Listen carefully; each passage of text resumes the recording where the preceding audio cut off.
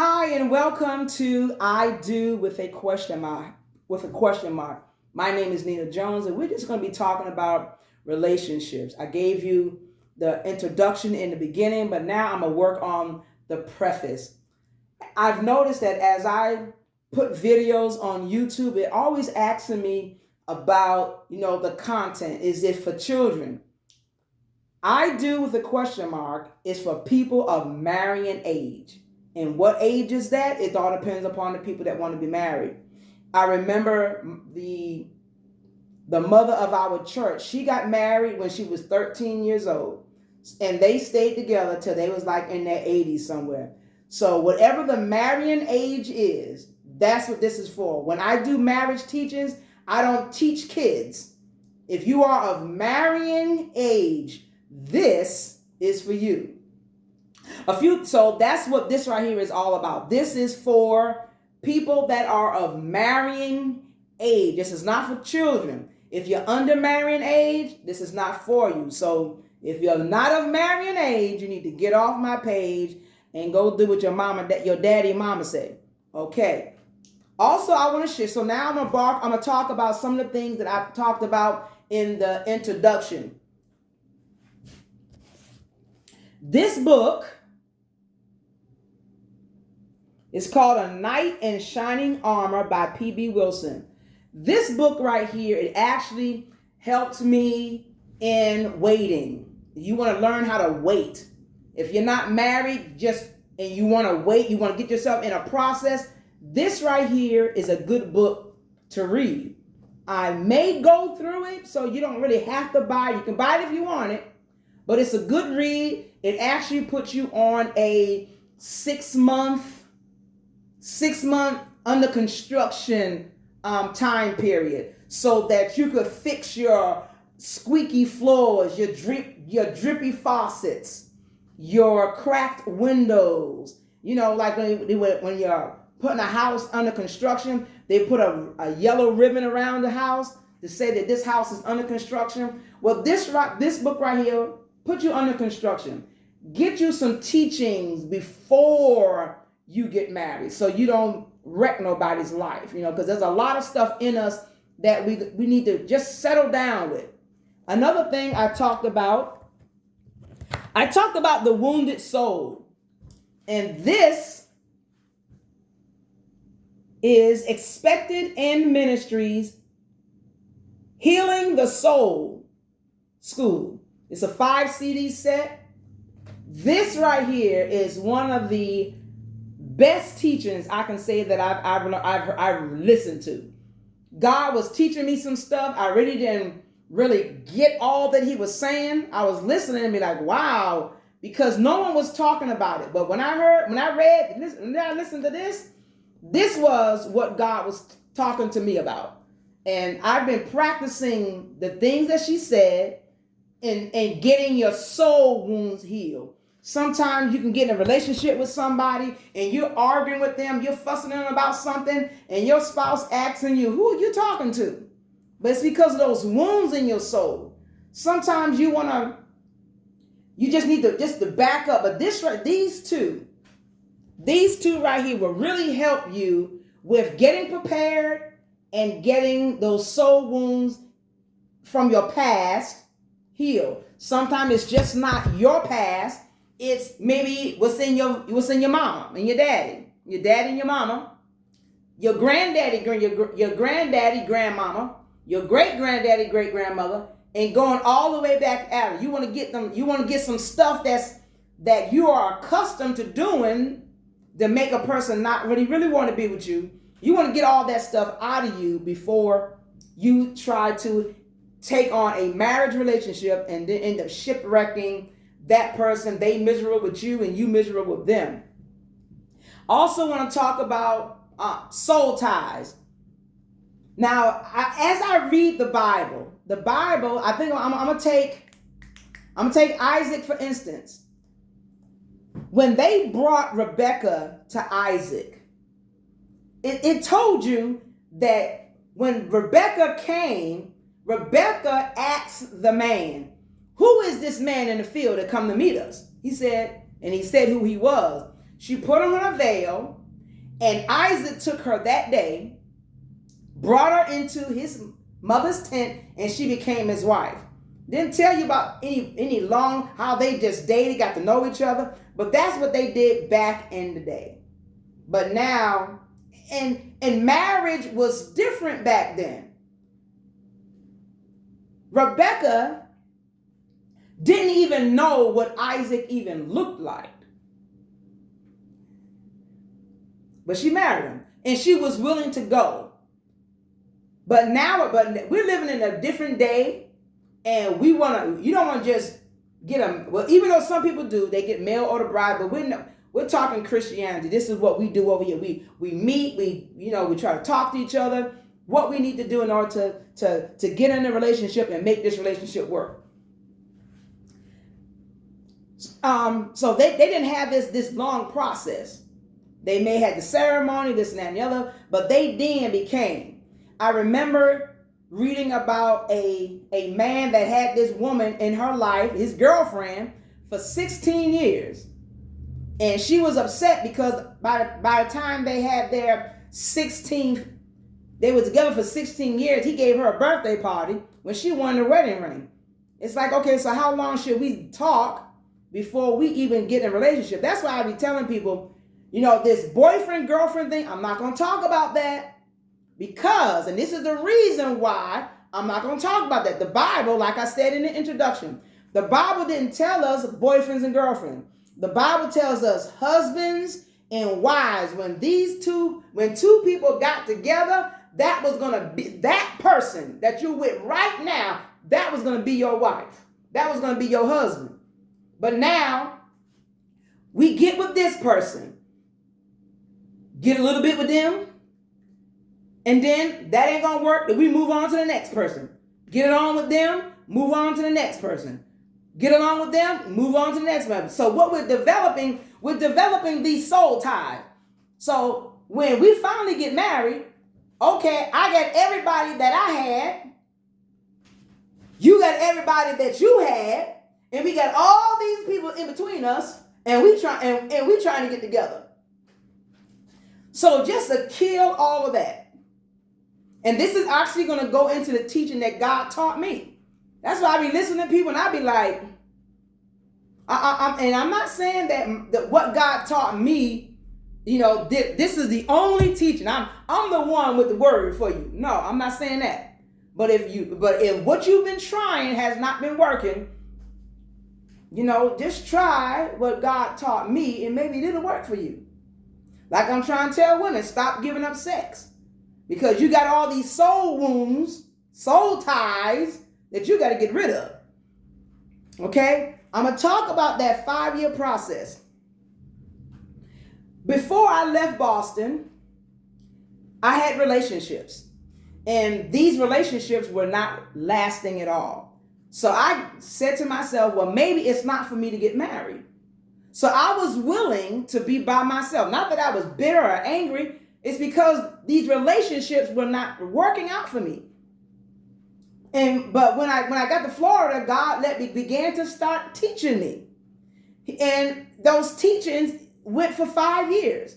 And he was telling me, because my aunt could see a ring on my finger. And when she would talk to me, I would be angry. I done set my mind. I'm done. I don't want to hear that no more. So my aunt would tell me, she said, Nina, I could see a ring on your finger, but I was like, look, I don't want that. So God began to say, Nina, you went about relationships the wrong way. He said, let me show you how it's done. So he began a process. And that process, like I said, took 5 years. And at the end of 5 years, I said, well, God, that's really nice. If a person could do what you just taught me during this 5-year process, I said that would be a wonderful thing for people to be married in, to get married. And another thing we're actually going to do, I actually have a copy of the marriage ceremony. And I've actually broke this down. So we're going to go through the whole thing so that you can understand. Just before you just jump in and say, I do, let's get some understanding. This teaching may be a little different. I'm not really sure. I see a lot of things pop up on Facebook, but I'm not even reading it. I'm not listening to it because I have to do what I have to do. But it's just like I said, I try to tell people, the best way to get, one of the best ways to get married is just to live your life. You may be saying, I'm waiting on my Boaz, I'm waiting on this, I'm waiting on that. You don't know if the person you're going to marry, you don't know if they're going to be a person that want to travel. They may not want to fly. They may tell you they're no bird. They may tell you I'm no fish. They may be a homebody. So you don't wasted a lot of years, and now you got to go with a girlfriend going somewhere. Just go and enjoy your life right now. Don't worry about it, and just let it happen. And like I said in the beginning, start asking God, what is your hindrance? What's hindering you from getting married? And a lot of people, because I've been going through this teaching for a long time. I think about people that say they want to get married. I know a lady, she a virgin. She's a virgin in her 70s now, and she's still not married. I don't believe she will ever get married. She might. But I got a lot of friends that want to be married. They're not married yet. I got people that say they want to get married, but in order for them to get married, they have to have a mind change, a change in the mind. Because they're so used to having girlfriends, then they're not, when they finally try to get married, just like one man said, when he was so used to being with different women that when he finally got married, he just kept going. He just kept going with other women. Why? Because he was so used to it. So I want to really I want to take my time with it. I only want to spend between 15 minutes to 30 minutes with this teaching. But I will admit, when I get down to the marriage ceremony and we're breaking down, when we start asking about, wilt thou have this woman to be thy wedded wife, to live together after God's ordinance in the holy estate of matrimony?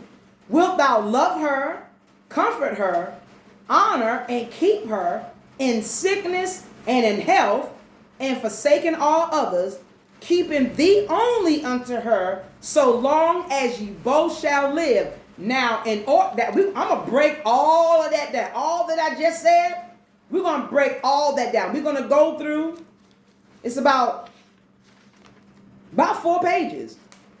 1, 2, 3, 3.5. It's 3.5 pages. So this right here may take a little longer. It may take longer than 30 minutes. But I want to get it out and break it down so that at least you'll hear that in one session. You can take it, drive in your car, while you're at home before you go to bed. Cut out maybe, an hour of your television show just to get prepared. A lot of people, they're so into the wedding that they don't prepare for the marriage. It's like, look, that wedding is going to last maybe 15 minutes to 30 minutes, maybe an hour. But your marriage is going to be a lifetime. People are married for years. 30, 40, 50 years. You need to spend some time with this. Make sure that and I'm going to say this right here. We are all flawed. We all got issues. I don't care how handsome a man is, how bodacious of a babe a woman is. We are all flawed. But you want the best flawed person that you can get. And you want to really make sure that this person that is standing in front of you is the person that you, without a shadow of a doubt, want to spend the rest of your life with. this is too long of a relationship to be in it and miserable. You know, a bad marriage is like a bad job. It's a drag to go in every day. It's a drag to work. You know, but you're getting paid, so that's why you staying. But you don't want to just be on this, you don't want to be on this job. Like I told one woman, if you hate this job so bad, why don't you just get out? But a marriage is not supposed to be, I'm going to get in, then I'm going to get out. This is supposed to last a lifetime, till death do us part. And in order for that to be, I'll tell anybody, please comment down. Get you some teaching. Don't worry about it. Enjoy your life. So this is what we're going to be talking about. This is my preface. And I'm going to put things in order. I probably start out with I do M.E.T 101. And then just follow and just keep it going. Everything's going to be on YouTube. I'm not going to really put everything on Facebook. I'm going to put it on YouTube, probably share it to my Facebook account. But this right here is just to be a helpless people. If you really want to get married, I really want to be a help to you. But you got to really be a type of person that really want to go through this process so that we all can be happy. And I say that out of the dearness of my heart. There's a lot of people in relationships right now that they are miserable. But you got a lot of people that want this. And if you don't want to be miserable in your relationship, in a married relationship, till death do you part. I remember I read this book. I'm trying to think what book it was. But this man was married to this woman. I believe the man was about 70-something years old. His wife had passed, and he's standing there looking in her casket. And the preacher walked up, and the preacher asked the man, "How long were you married?" He said, "Too long." That was the meanest woman I've ever met. So he was living a life of misery, but he stayed there just to keep up with his vow. But we don't want that. So you want to try to dig in and really get to know a person. When you're talking to someone, you know, you may be having a natural conversation with a person, but you want to be having a telepathic conversation with God, asking God, is what they saying is true? God, will I be happy with this person? Will we, even in spite of everything that we go through, will I be happy? I'm happy with me. I'm like T.O. I love me some me. So I don't want no one to come and share my space with me, and I'm going to be miserable with them. So like I said, we're going to be breaking down the marriage ceremony. I'm going to be talking about these wounds in your soul. You know, and this teaching, it'll help get all that out of you so that we can be happy and saying, I do. Later.